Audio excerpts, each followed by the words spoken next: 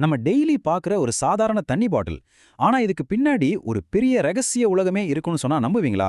வாங்க இந்த தண்ணி பாட்டிலுக்குள்ள ஒளிஞ்சிருக்கிற சில ஆச்சரியமான, சில சமயம் ஷாக்கிங்கான உண்மைகளை பத்தி நாம இப்ப பார்க்கலாம்.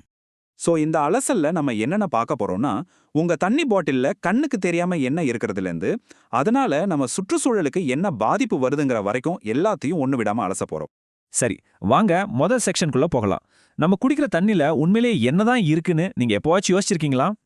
2,40,000. என்னடா இது, எடுத்த உடனே ஒரு நம்பரை சொல்றேன்னு பாக்குறீங்களா? இந்த நம்பருக்கும் நம்ம தண்ணி பாட்டிலுக்கும் ஒரு பெரிய சம்பந்தம் இருக்கு. இது ஒரு சாதாரண நம்பர் இல்ல. ஆமாங்க, நீங்க கேட்கறது நிஜம்தான். ரொம்ப ஷாக்கிங்கா இருந்தாலும் இதுதான் உண்மை. ஒரு புது ரிசர்ச் படி 1 லிட்டர் பாட்டில் தண்ணியில சராசரியா 2,40,000 சின்ன சின்ன பிளாஸ்டிக் துகள்கள் இருக்காம். கொடுமை என்னன்னா, இதுக்கு முன்னாடி டெக்னாலஜி இல்லாததால இதை கண்டுபிடிக்க கூட முடியல. இதுல சுமார் 90% நானோ பிளாஸ்டிக்ஸ்னு சொல்றாங்க. அதாவது நம்ம உடம்புல இருக்கிற செல்களுக்குள்ள புகுந்து போற அளவுக்கு ரொம்ப ரொம்ப சின்ன துகள்கள். இதனால நம்ம உடம்புக்கு என்ன பாதிப்பு வரும்னு இன்னும் யாருக்குமே சரியா தெரியல. அப்போ ஒரு முக்கியமான கேள்வி வருதுல்ல, இதையெல்லாம் யார் தான் கண்ட்ரோல் பண்றா? நம்ம பாட்டில் தண்ணியையும் குழாய் தண்ணியையும் யார் கண்காணிக்கிறாங்கன்னு வாங்க பார்க்கலாம். இப்போ உதாரணத்துக்கு அமெரிக்காவை எடுத்துக்கிட்டோம்னா, பாட்டில் தண்ணியும் குழாய் தண்ணியும் 2 வேற வேற கவர்மெண்ட் ஏஜென்சிங்க பாத்துக்கறாங்க. இதனாலேயே ஒரு பெரிய வித்தியாசம் வருது. FDA, அதாவது ஃபுட் அண்ட் ட்ரக் அட்மினிஸ்ட்ரேஷன், பாட்டில் தண்ணிய ஒரு பேக் பண்ண உணவு மாதிரி பாக்குது. அதனால அதோட இன்ஸ்பெக்ஷனுக்குலாம் பெருசா முக்கியத்துவம் கொடுக்கறதில்ல. ஆனா இன்னொரு பக்கம் EPA, அதாவது என்விரான்மெண்டல் ப்ரொடெக்ஷன் ஏஜென்சி, குழாய் தண்ணியை ரெகுலேட் பண்ணுது. அவங்க ரூல்ஸ் ரொம்ப ஸ்ட்ரிக்ட். சில பாக்டீரியாக்களுக்கு கடுமையான விதிகள் வச்சிருக்காங்க. அது மட்டும் இல்லாம தண்ணியை சுத்தப்படுத்துறதும் கட்டாயம்.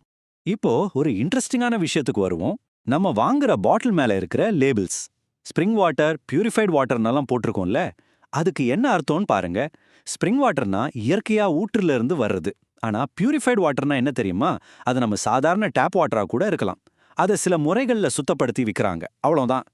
சரி, இப்போ ஒரு முக்கியமான விஷயத்துக்கு வரோம். பிரச்சனை தண்ணில இல்ல, அந்த தண்ணி இருக்கிற பாட்டில்ல தான் இருக்கு.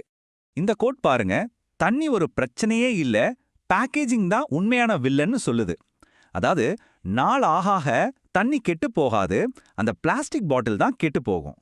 நிறைய பேர் நினைக்கிற மாதிரி தண்ணிக்கு எக்ஸ்பைரி டேட் கிடையாது. ஆமா, தண்ணி கெட்டே போகாது. அப்போ பாட்டில் மேல இருக்கிற டேட் எதுக்குன்னு கேட்டீங்கன்னா, அது கட்டாயம் கிடையாது. அது சேஃப்டிக்காக, இல்ல தண்ணியோட டேஸ்டும் தரமும் நல்லா இருக்குன்னு சொல்றதுக்கு தான். அப்போ உங்க பாட்டில் தண்ணி எப்படி பத்திரமா வச்சுக்கிறது? இதோ சில டிப்ஸ். எப்பவும் கூலான இருட்டான இடத்துல வைங்க. நேரடி வெயில் படவே கூடாது. அப்புறம் பெயிண்ட், தின்னர் மாதிரி கெமிக்கல்ஸ் பக்கத்துல வைக்காதீங்க. கார்லயோ கேரேஜ்ல வைக்கிறத கண்டிப்பா தவிர்த்துருங்க. ஏன்னா இதெல்லாம் பண்ணுனாதான் பிளாஸ்டிக்ல இருந்து கெமிக்கல்ஸ் தண்ணில கலக்காம இருக்கும்.